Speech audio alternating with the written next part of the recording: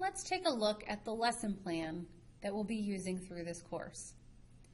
This lesson plan focuses on cyclic quadrilaterals, and so we're using the standard G.C.A.3, focusing on proving properties of angles for a quadrilateral inscribed in a circle. And so that standard came right out of the unit plan, and I put the part in bold that we're going to be focusing on for this lesson. The essential question came right out of the unit plan. Now, some essential questions are better than others. This particular essential question is very specific. How do you prove properties of angles for a quadrilateral inscribed in a circle? So you might have some overarching essential questions for the entire unit, and those are probably going to be a little more broad, and you'll want it to relate a little bit more to real-life application for the concepts involved in the unit.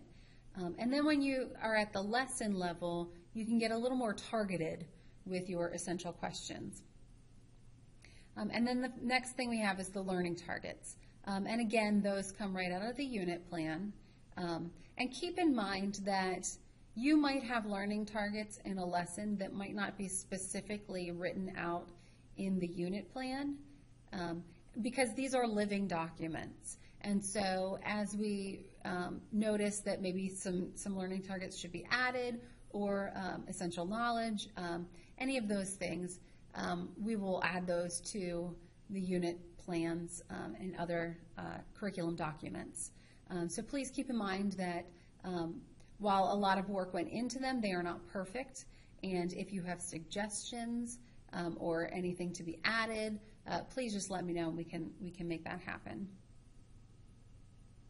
So the next piece of the lesson is the materials or resources that will be needed to implement the lesson. So in this particular lesson, we've got patty paper and a compass, straight edge, so those are some of the basic materials that you might use in a geometry class. But then we also have some other materials that come from some books that the county has purchased. You should have access to these books within your school. If you don't, please let me know, and I will see what I can do for you. And then also we have Geometry Sketchpad there. I know that many of the schools have licenses for the students to be able to use that, but I also included GeoGebra because if you don't have Geometry Sketchpad, for example, if you're using a Chromebook, you could go onto GeoGebra and it works very similarly to Geometry Sketchpad, but it's a free web-based resource. Just some of the tools are a little bit different.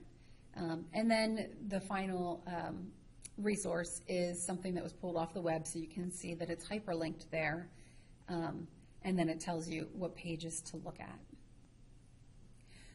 So the first element of universal design for learning that we're going to talk about is the learning barriers. The learning barriers are really what needs to be thought about when you sit down to plan a lesson. The learning barriers are what's going to shape the lesson. So we need to think about what potential learning barriers could students face when learning this material. Okay, so what are all the possible things that could obstruct them from learning those goals that you want them to learn, from meeting those learning targets? And so in this particular lesson, maybe difficulty using technology or not having technology to use. And then if we scroll down a little, maybe difficulty connecting statements and reasons, because we're looking at a lot of proofs here, and a lot of students might have trouble being able to give a statement and then give a reason that goes along with it and put that into some kind of logical order. So those are some of the learning barriers. It's not all of them.